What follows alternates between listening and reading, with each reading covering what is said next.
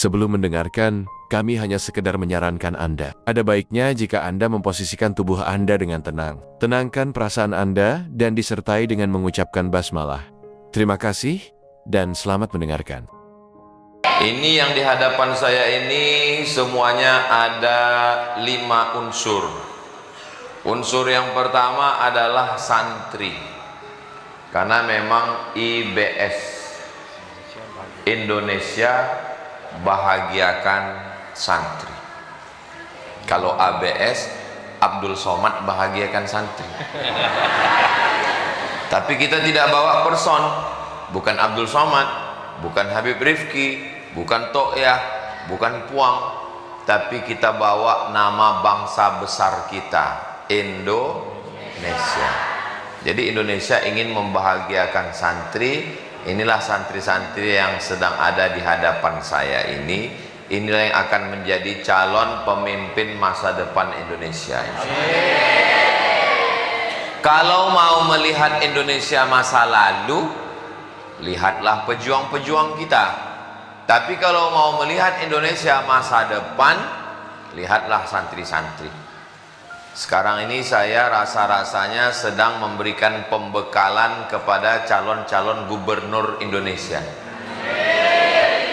Ini di hadapan saya ini ada calon gubernur, calon bupati, calon camat, calon lurah, calon RT, calon RW. Jadi kalau melihat masa lalu mungkin orang sedih, kecewa, sakit hati, down, tidak semangat. Tapi saya tidak pernah melihat masa lalu. Yang lalu biar berlalu. Yang saya lihat ini adalah masa depan. Idza waqa'at ala ahadikumul qiyamah, kalau kamu sudah mau mati, wa fi yadihi fasilah, di tanganmu ada anak bibit korma, ditanam atau dibiarkan? Sudah mau mati, ngapain nanam korma? Walaupun sudah mau mati, di tanganmu ada bibit korma, falyurisha, tanamkan. Walaupun setelah menanam itu kita mati. Karena walaupun kita tidak sempat bernaung di bawah daunnya yang rimbun, tidak sempat menikmati manis buahnya, insya Allah dia sebagai amal jariyah, insya Allah. Jadi yang di hadapan saya ini adalah bibit-bibit korma yang akan manis di masa akan datang, yang akan menjadi penaung negara kesatuan Republik Indonesia. Kalau anak muda sekarang narkoba, ganja, sabu-sabu, pil anjing gila, lem kambing, apa yang mau diharapkan ke depan? Kalau anak muda sekarang geng motor, pacaran, LGBT, nauzubillah, mudah-mudahan Allah menyelamatkan anak-anakku sekalian. Jadi kalau ada orang yang meragukan masa depan Indonesia, bagaimana Indonesia ke depan, jangan-jangan Indonesia ini bubar, jangan-jangan Indonesia ini dijajah, jangan-jangan Indonesia ini tidak punya pemimpin lagi, kalian salah. Indonesia punya pemimpin. Datanglah di IBS, Indonesia bahagiakan santri. Kami punya calon-calon pemimpin masa depan Indonesia, insya Allah. Dulu kita dijajah Belanda. Habis Belanda datang Jepang, dibom Hiroshima Nagasaki, selesai datang PKI, selesai PKI datang sabu-sabu, datang drama Korea, datang kabikaci kabigam coach hochotahe, datang WhatsApp, datang Instagram, Telegram, miligram, kilogram, datang Facebook. Hancur anak-anak muda kita ini, dirusak dengan YouTube, dirusak dengan internet. Tapi jangan lupa, orang tahu Munzalan itu dari internet. Saudara saya yang ada di Halmahera, di Tidore, di Ternate, itu kenal Ustaz Abdul Somad dari www.youtube.com. Jadi internet ini seperti pisau. Adik-adik bisa jahat dari internet, bisa jadi psikopat, bisa jadi pembunuh. Tapi dari internet juga dia bisa belajar bahasa Inggris, belajar bahasa Arab, bagaimana listening, mendengarkan omongan, bagaimana makharijul huruf, ingin jadi qari, jadi imam, bisa meniru Syekh Abdurrahman Sudais, bisa mendengarkan suara Syekh Mu'aikli, bisa mendengarkan suara Syekh Affasi, maka internet ini juga bisa positif. Sama seperti pisau. Kalau pisau ini dipegang anak bayi umur 5 tahun, dipotongkannya ke leher, ke nadi, mati. Tapi kalau pisau ini dipegang orang berakal, dipotongkannya ke ayam, itulah ayam yang kita makan tadi. Dipotongkannya ke kambing, itulah sup kambing yang kita makan tadi. Jadi jangan salahkan pisaunya, karena pisau benda mati. Salahkan orang yang memegang pisau. Jadi adik-adik santri sekalian, manfaatkan waktu kalian sekarang sedang berada di golden age, golden emas, age, age, age, usia.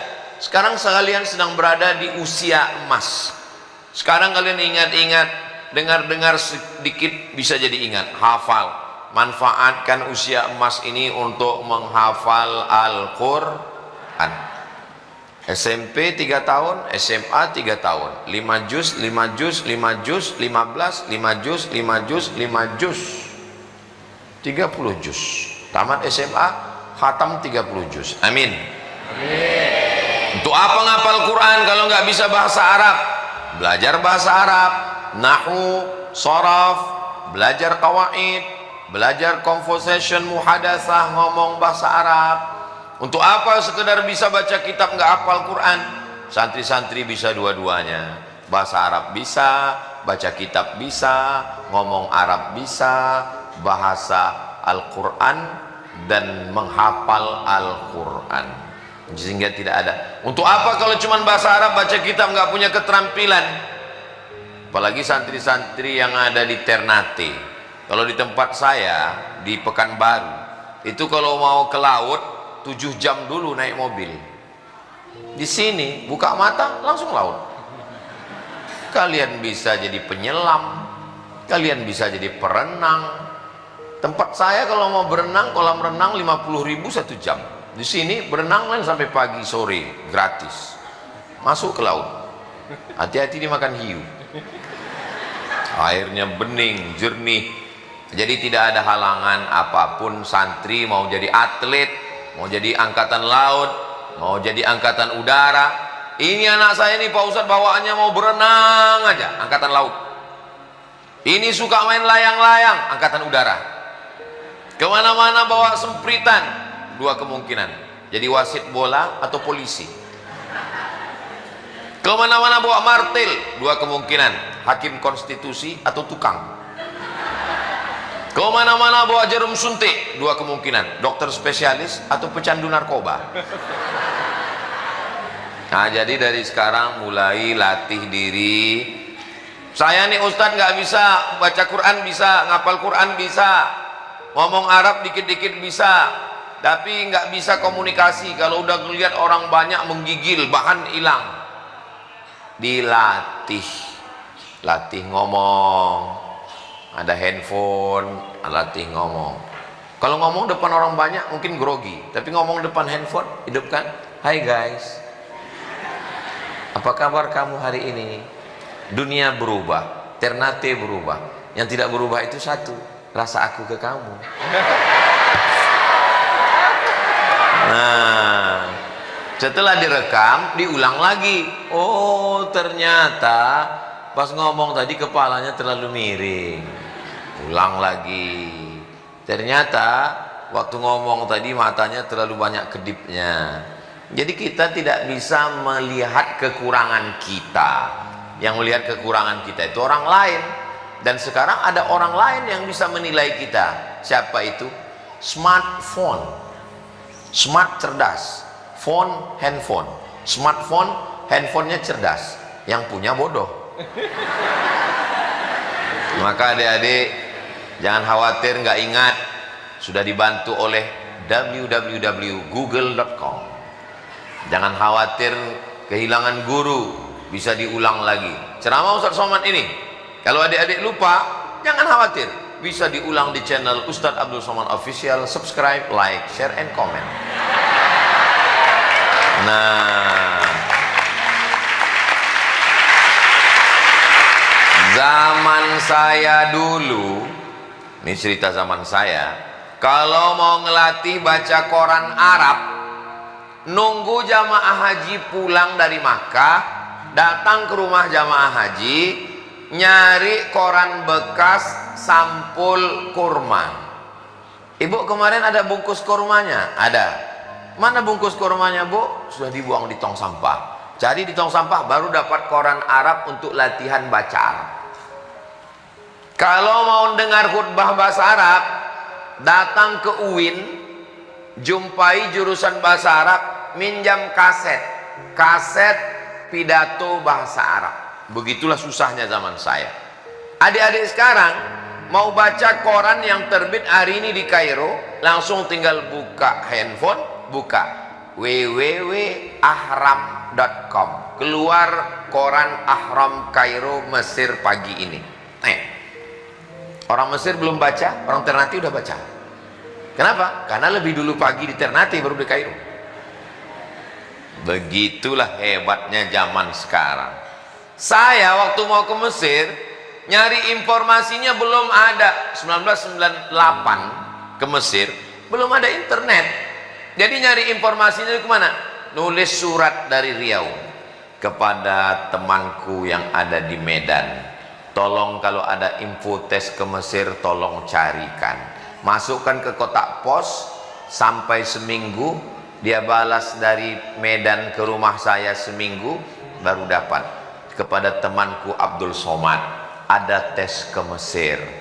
Tengok pendaftaran terakhir tanggal sekian. Rupanya hari ini terakhir. Begitulah susahnya informasi. Kalian sekarang tinggal tulis Kementerian Agama Republik Indonesia, enter.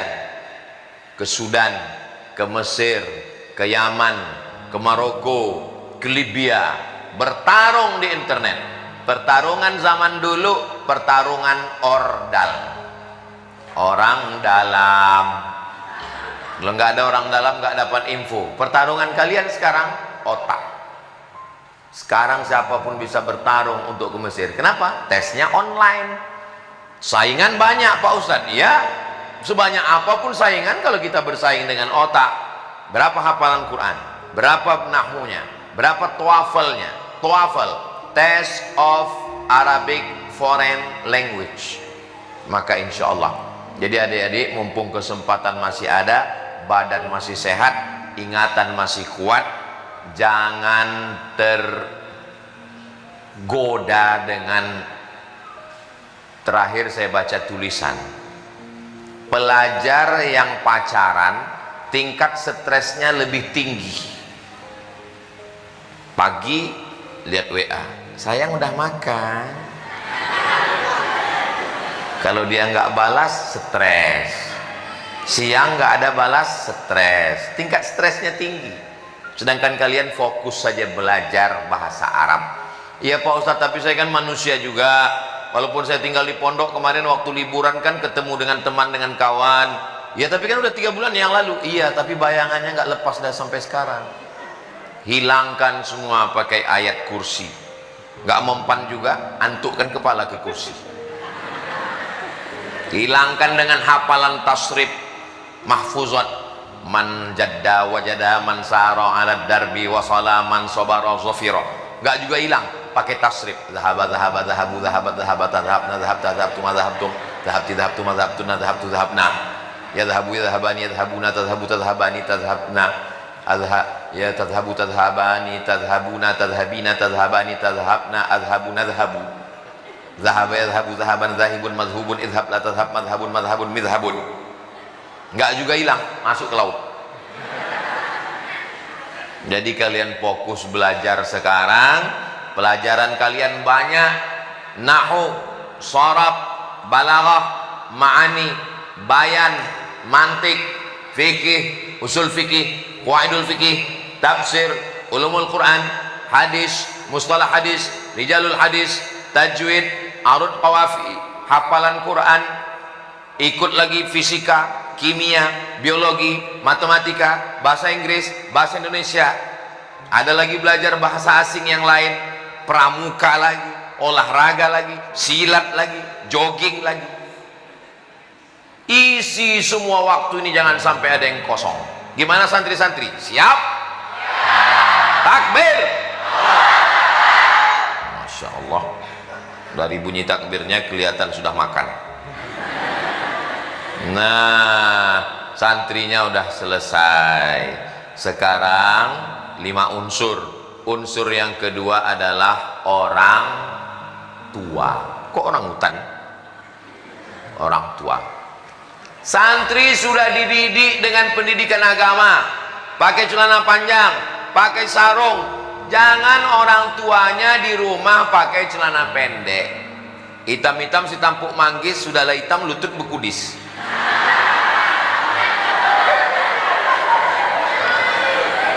Di pondok anaknya sudah dipakaikan jilbab, dipakaikan cadar.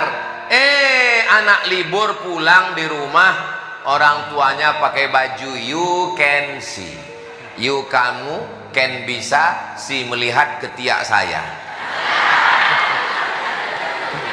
Jadi sebenarnya bukan kenakalan remaja, bukan kenakalan anak muda, tapi kenakalan orang tua. Bapak-bapak, ibu-ibu, wali santri, anak kalian ini seperti istana pasir di pinggir pantai yang cantik, yang megah, yang indah, yang mewah. Tapi kalau datang sekali ombak menghembus, habislah dia. Tugas kalian hanya di rumah, doakan di setiap malam. Izin ke kiai, ke ustadz, ke guru, boleh kami jenguk anak kami? Boleh. Pak Kiai, pimpinan pondok, izinkan saya jenguk anak saya. Berapa kali? Pagi sekali, siang sekali, malam sekali. Itu bukan jenguk, itu makan obat. Ada pondok yang mengizinkan 3 bulan sekali, ada yang pondok mengizinkan sebulan sekali, ada yang pondok mengizinkan pulang setahun sekali. Di tempat kami pulang setahun 2 kali, libur Desember dengan libur nanti naik kelas Juni Juli. Tapi kalau setahun sekali, itu tujuannya supaya hafalannya tidak rusak, pergaulan di rumah. Jangan gara-gara hujan sehari hilang kemarau setahun. Sudah dididik dengan baik, dibangunkan tahajud malam, sholat subuh berjamaah, masuk kelas sampai zuhur, zuhur berjamaah, zuhur ke asar baca kitab, asar berjamaah, asar ke maghrib olahraga, maghrib berjamaah, maghrib ke isya ngulang hafalan, isya berjamaah, habis isya makan sampai jam 10 ngulang hafalan baca kitab. Begitu sampai rumah balas dendam, orang tua nggak ngontrol, dari mulai hari Sabtu bangunnya hari Senin. Nggak makan, nggak sholat, nggak mandi, nggak bangun. Sekalinya bangun, nembak musuh yang nggak mati-mati. Game online. Padahal di pondok sudah dididik. Siapa yang merusak anak-anak ini? Yang merusak adalah orang tua. Tapi orang tuanya kan nggak hadir semua hari ini Pak Ustadz. Orang tuanya nggak hadir. Tapi orang tuanya tolong nanti sharekan video ini ke orang tua semua. Hai Abu Lahab, kalian diminta tanggung jawab tentang nikmat anak. La tus'alunna yauma idzin 'anin na'im. Kamu akan ditanya tentang segala nikmat, nikmat nafas, nikmat telinga, nikmat mata, nikmat hati, nikmat kaki, nikmat tangan.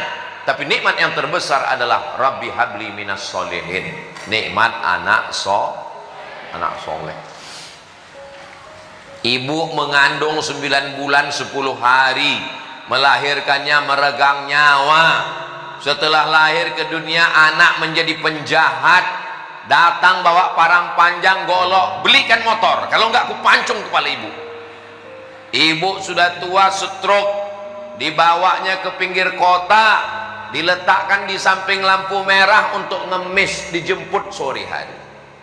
True story, kisah nyata. Saya datang ke lampu merah nanya, ibu kesini siapa yang bawa? Anak saya pak. Dijemput kapan? Nanti sore. Terus semua duit hasil ngemis untuk dia. Mau gimana lagi? Itu kenyataan hidup. Bukannya dibalasnya dengan kebahagiaan, tapi penuh penderitaan. Hati-hati bapak-bapak, ibu-ibu yang punya anak, yang sudah memasukkan ke pondok pesantren. Insya Allah Indonesia bahagiakan santri. Mudah-mudahan anaknya bahagia, insya Allah, amin.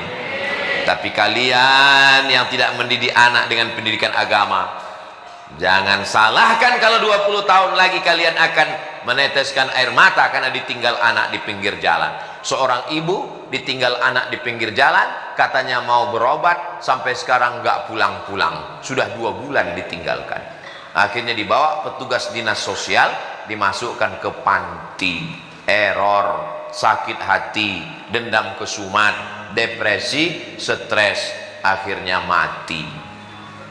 Ini kenyataan zaman sekarang, zaman edan. Adik-adikku semua yang sudah belajar di pondok, insya Allah kalian adalah anak-anak yang berbakti kepada orang tua, insya Allah. Cita-cita nggak usah tinggi-tinggi. Ustaz dulu, apa cita-cita Ustaz Somad? Cita-cita saya nggak banyak. Aku mau kuliah S1, S2, S3, S teler, S cendol, S doger. Setelah itu nanti aku kerja, punya duit, aku mau membahagiakan orang tua. Niatnya satu aja, nggak usah banyak-banyak, membahagiakan orang tua. Nanti kalau yang lain-lain tuh nyusul bonus. Bahagiakan orang tuamu, insya Allah rezekimu akan seperti rezeki raja-raja. Nggak usah susah-susah hidup ini. Bahagiakan orang tuamu, insya Allah rezekimu akan seperti rezeki raja-raja. Bukan hadis, dapat saya di grup WhatsApp. Dan terbukti. Saya pergi ke mall. Sampai ke mall, di lantai atas ada restoran mahal. Saya lihat saudara-saudara kita, orang Tionghoa, orang Cina, sedang menyuapi ibunya yang rambutnya sudah gugur, bapak-bapak tua yang sudah gundul disuapnya makan.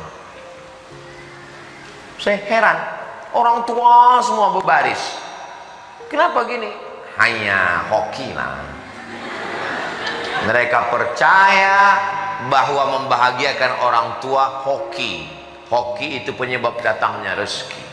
Lama saya tertegun, pantaslah rezeki mereka lancar. Rupanya mereka membahagiakan orang tua. Yang punya ajaran siapa? Kita.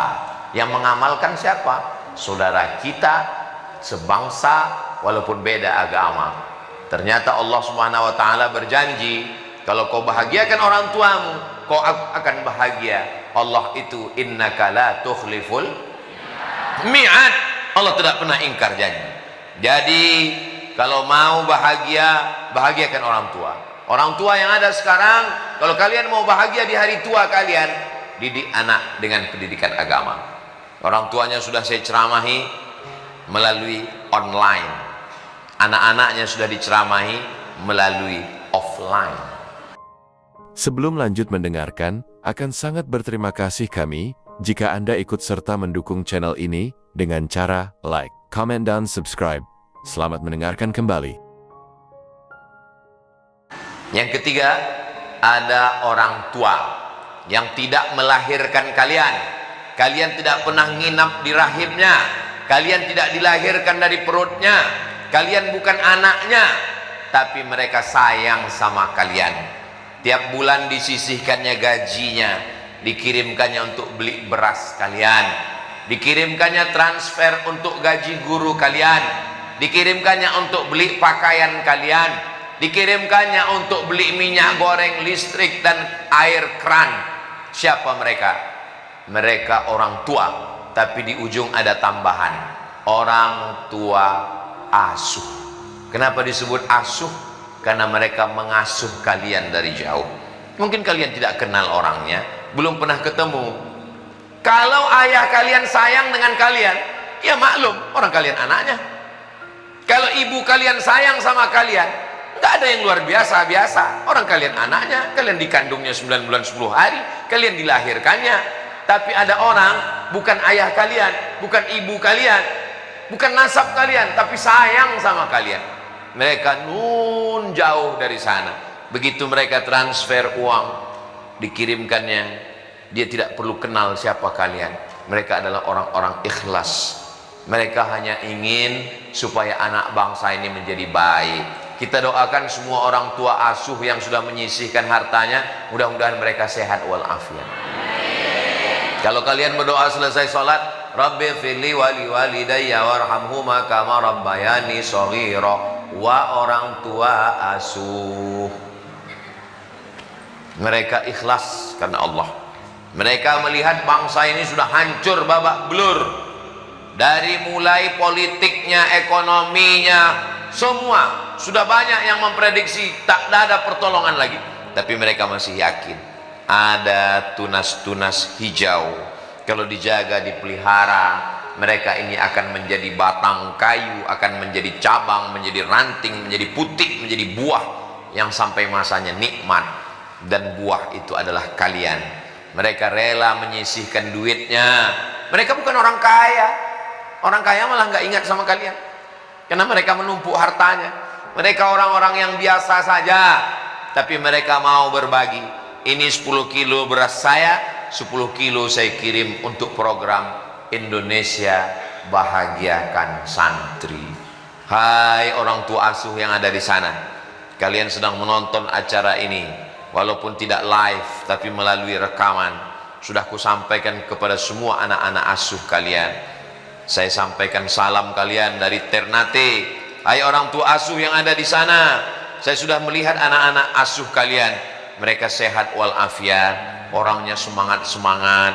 Dari mana Ustaz tahu semangat? Dari ujung gedung sampai ke atas pentas mereka mau bersalaman, tapi nggak dikasih sama panitia. Anak asuh kalian yang kalian kirim beras, yang kalian kirim minyak, yang kalian transfer tiap bulan, mereka ngapal Quran, mereka baca kitab, mereka berakhlakul karimah, mereka mendoakan kalian tiap malam. Mungkin kalian belum berkenalan, tapi saya yakin dan percaya malaikat mempertautkan hati kalian. Walaupun kalian wahai orang tua asuh bukan ustadz, bukan ulama, bukan kiai, bukan gus, bukan penghafal Quran, tapi kalian dapat pahala penghafal Quran. Karena anak-anak didik kalian ini akan menjadi ulama, akan menjadi imam, akan menjadi ustadz. Setiap kali mereka ceramah dimanapun, pahalanya mengalir kepada kalian wahai orang tua asuh. Saya sekarang dimanapun saya ceramah. Tadi pagi ceramah di hotel, habis itu ceramah di Tidore, sekarang ceramah di Ternate, nanti malam tablik akbar 4. Dimanapun saya tausiah ceramah, pahala mengalir kepada orang-orang yang memberikan saya bantuan dulu. Tapi memang nasib saya, nggak ada yang bantu saya. Saya berangkat ke Mesir 98. Krisis moneter, 1 dolar Amerika yang sebelumnya 2.500 melambung jadi 20.000. Kirim surat ke Badan Amil Zakat Nasional, kepada Ketua Basnas, mohon bantu Abdul Somad, ongkos ke Mesir 20 juta. Ibu saya dipanggil ke kantor Basnas, dikasih amplop, bawa pulang, Mat, ini bantuan Basnas. Saya buka 200.000. Ingat saya, karena angkanya 200.000. Tidak ada orang yang mau mengasih, membantu. Bupati, gubernur, wali kota, orang-orang kaya, nggak ada membantu. Saya tetap juga dokter. Apa maknanya? Kalian orang-orang kaya, mau kalian tolong, tidak kalian tolong, anak-anak ini tetap juga jadi orang. Nggak ada yang jadi monyet. Mereka tetap akan menjadi ulama insya Allah. Kalian bukan menolong anak-anak ini, kalian sedang menolong diri kalian sendiri. Coba waktu saya berangkat dulu ada gubernur, bupati, wali kota, orang kaya yang bantu. Sekarang setiap saya ceramah mengalir pahala untuk dia. Karena dia nggak bantu, ya kerannya saya tutup. Maka sekarang saya sampaikan itu, setelah 26 tahun berlalu. Sekarang 2024, saya berangkat 98, 26 tahun, lebih seperempat abad saya berkeliling, berkelana, tausiah, ceramah, tablik akbar. Mereka tidak dapat aliran pahala apa-apa.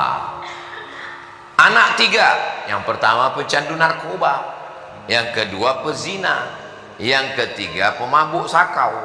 Mau jadi apa anak-anak kita? Anak kandung tidak berhasil, anak asuh tidak punya, neraka jahanam menganga. Tapi Bapak Ibu orang tua asuh yang sudah bergabung dengan Indonesia Bahagiakan Santri, saya sudah ketemu dengan santri-santri kalian yang ada di Ternate. Mereka anak-anak yang soleh, yang baik-baik, yang laki-lakinya dari tadi matanya melihat saya terus, tak ada satupun yang melihat perempuan. Kenapa? Karena perempuan apa yang mau dilihat? Cuman matanya aja.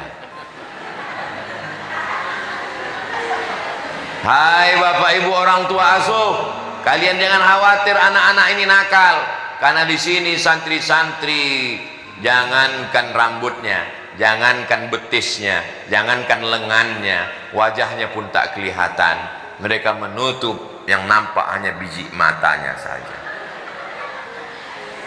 Terpelihara, terjaga.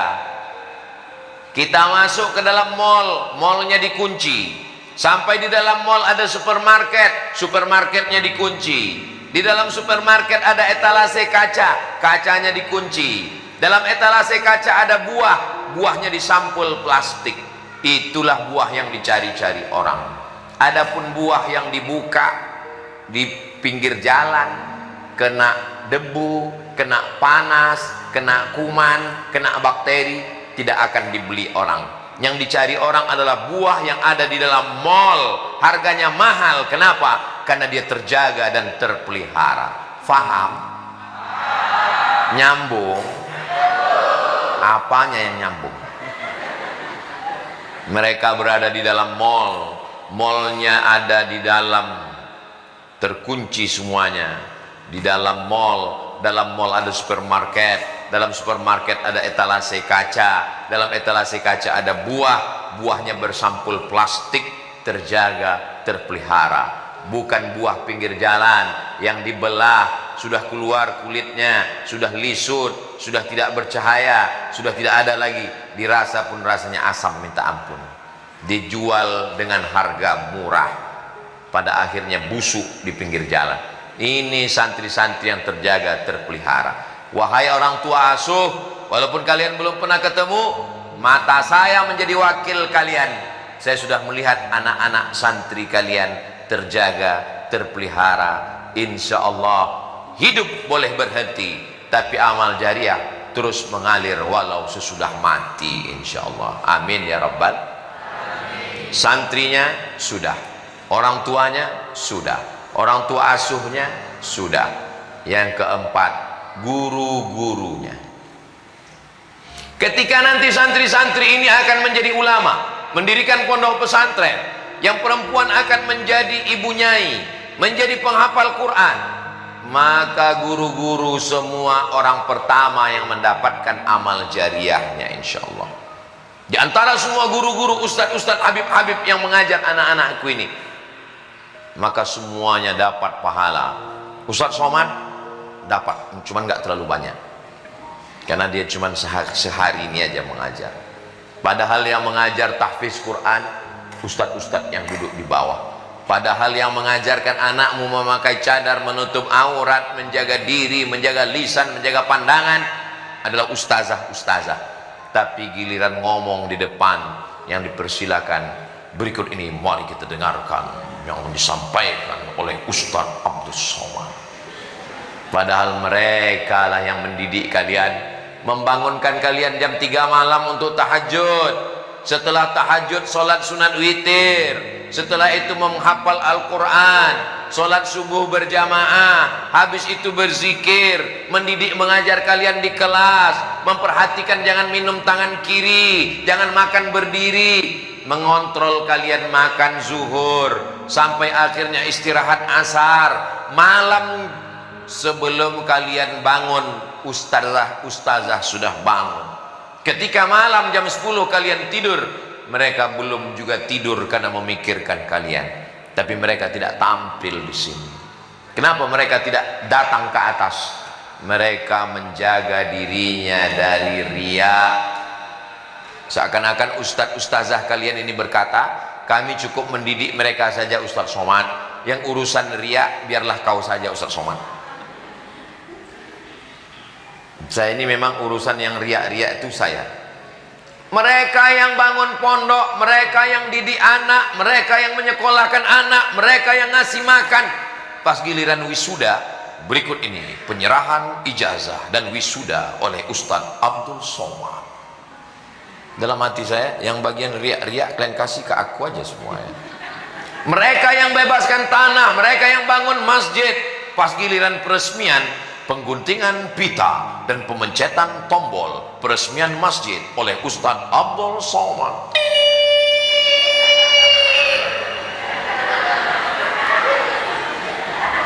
Begitu juga dengan hari ini. Indonesia bahagiakan santri, pesan-pesan untuk santri, wali santri, orang tua asuh oleh Ustadz Abdul Somad. Padahal mereka amalnya lebih banyak. Maka saya khawatir nanti pas di akhirat semua ustadz ustazah masuk surga, terus pas Ustadz Somad masuk secara seremonial. Tapi saya yakin dan percaya, saya, Puang, Tokyah, kami masuk surga berkat doa-doa kalian semua, insyaallah. Jadi memang kami sudah bagi-bagi tugas. Ada yang jadi kiper jaga gawang, ada yang jadi back menjaga kanan kiri, ada yang striker penyerang. Dan kami tidak saling menyalahkan. Ustadz ustazah ini nggak ada yang nyalahkan. Apa tuh Somad itu nggak pernah ngajar, nggak pernah bangunkan santri, pas giliran kata sambutan dia aja ngomong di atas. Nggak pernah. Sama pemain bola, mana pernah striker penyerang itu nyalahkan kiper. Kiper, kau jangan cuma di belakang, maju ke depan. Nggak pernah. Dan kiper pun nggak pernah marah sama striker. Striker, kalau kau memang jantan jaga sini. Nggak pernah. Kita sudah bagi-bagi itu tugas. Ada yang bangunkan malam, ada yang ngasih makan, ada yang ngontrol masak di dapur, ada yang bagian mengamati pakaian santri, ada yang murojaah hafalan Quran, ada yang membacakan kitab, ada yang tabligh akbar dan ceramah. Kita sudah bagi-bagi tugas. Puang datang ke Jakarta mencari peluang-peluang kira-kira beras bisa bertambah, karena pondok semakin bertambah berasnya nggak bertambah, akhirnya jatah berkurang. Tokyah terus berkeliling, Ustadz Somad juga kemana-mana ceramah. Jamaah sekalian, cukup 1.000 sehari, sebulan 30.000, salah 25.000 karena tanggal merah tidak dihitung. 25.000 sebulan, 1.000 sehari, Anda sudah mendapatkan amal jariah karena santri-santri Anda menghafal Quran, menjadi guru, menjadi dai, menjadi mudir pesantren. Itu yang kita sebutkan semua. Anda tidak perlu datang ke bank.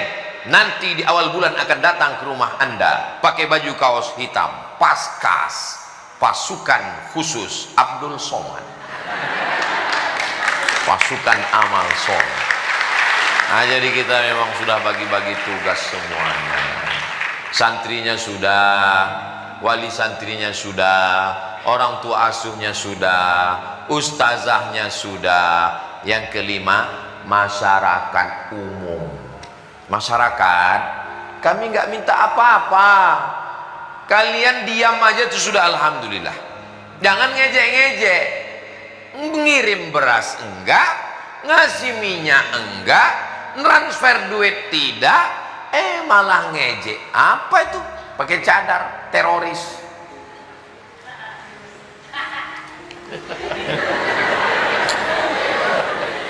Kalian masyarakat, kalau bisa bantu-bantu. Kalau tidak bisa bantu, jangan ejek, jangan olok. Bercadar ini ajaran Islam. Banyak hadis-hadis tentang bercadar, berniqab, menjaga aurat. Saya sarankan mahasiswi-mahasiswi di kampus, kalian bagus pakai cadar. Kenapa? Karena kalau kalian nggak pakai cadar, itu dosen-dosen banyak yang lupa istrinya di rumah. Setiap ngajar matanya mau ke situ. Begitu juga dengan laki-laki. Kalau perempuan itu menutup auratnya, maka sekali, dua, tiga kali pandang, setan tidak bisa menggoda dia. Gimana setan mau menggoda? Coba kalau perempuan itu terbuka auratnya, kata setan, lihat betisnya, lihat kakinya. Kalau pakai cadar, apa yang mau dilihat? Kata setan, lihat matanya. Kata setan, iya juga ya, nggak bisa ya, kata setan. Setan kehabisan jurus. Perempuan dalam Islam itu menutup wajahnya bukan untuk melindungi dirinya, tapi dia untuk melindungi suami kalian yang buaya darat. Semua yang di air itu baik, tapi kalau sudah naik ke darat jadi jahat. Contohnya lintah darat. Satu lagi buaya. Itu banyak ngaku. Maka masyarakat jangan ngejek. Apa tuh tinggal di pesantren, dalam penjara? Kau kan masyarakat, kau kan punya anak, kau kan punya istri, kau punya anak perempuan. Kira-kira kalau anak-anak tinggal di pondok, tidak narkoba, tidak LGBT, tidak geng motor, tidak ngebut, tidak garong, tidak jahat, apakah saudara kita yang berbeda agama itu terganggu? Tidak. Apapun agamanya di Indonesia, dengan pondok pesantren ini, wa ma arsalnaka illa rahmatan lil alamin. Tidak ada anak pesantren mengganggu orang berbeda agama, karena di dalam Islam diajarkan, la yanhakumullahu 'anil ladzina lam yuqatilukum fid din wa lam yukhrijukum min diyarikum. Kalau mereka tidak mengusir kamu, tidak memerangi kamu, antabarruhum, boleh berbuat baik, wa tuqsitu ilaihim, bersikap adil. Dalam Islam kita tidak diajarkan untuk ganggu agama orang. Wala ana abidum ma'abadtum wala antum abiduna ma'abudu lakum dinukum. Jadi saudara-saudaraku sebangsa setanah air, mungkin kita berbeda akidah, tapi kalau anak santri pesantren ini baca kitab, hafal Quran, berakhlakul karimah, dia tidak ganggu kalian, dia hormati kalian. Ini saudara kami memang bukan seagama, bukan seakidah, tapi saudara kami sebangsa setanah air. Kalau ini saudara kami se-Islam, kami diikat dengan la ilaha illallah. Tapi ini saudara kami se-Indonesia, sama-sama Pancasila, Undang-Undang Dasar 45, NKRI, Negara Kesatuan Republik Indonesia. Apa yang disampaikan Ustaz Somad tadi bersama IBS Indonesia Bahagiakan Santri? Ada 5 unsur. Apa aja yang 5? Aku nggak ingat lagi. Santri, wali santri, orang tua asuh, guru, masyarakat. Kalau kita bersama, maka kita bisa berkarya. Kita tidak sama.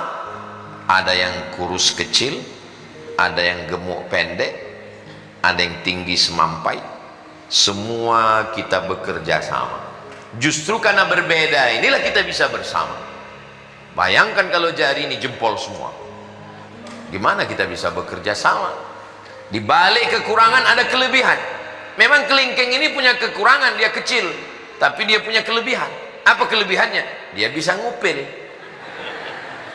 Coba kalau jari ini jempol semua, nggak muat. Yang ketawanya nyusul baru ngupil. Jadi di balik kelemahan kita ada kelebihan-kelebihan. Melihat orang jangan lihat kekurangannya, melihat diri lihat kekurangan kita. Kalau lihat orang lihat kelebihannya. Kalau melihat kebaikan lihat kebaikan orang. Kalau lihat kejahatan lihat kejahatan kita. Lupakan kebaikan kita, ingat kebaikan orang. Ingat-ingat kejahatan kita, lupakan kejahatan orang. Karena kalau kita lihat kebaikan kita, muncul sombong, angkuh. Kenal dengan si anu yang profesor doktor itu? Dia doktor itu kan karena saya ngirim beras dulu. Coba kalau nggak saya ikut program IBS, sudah mati kelaparan dia. Transfer, lupakan. Saya alhamdulillah Ustaz Somad untuk program Indonesia Bahagiakan Santri, begitu saya transfer saya lupakan. Saya transfer saya lupakan. Berapa Bapak transfer? 2.000 perak. Selamat, Anda telah mendengarkan hingga selesai. Semoga saja video ini bermanfaat untuk Anda dan selamat beraktivitas kembali.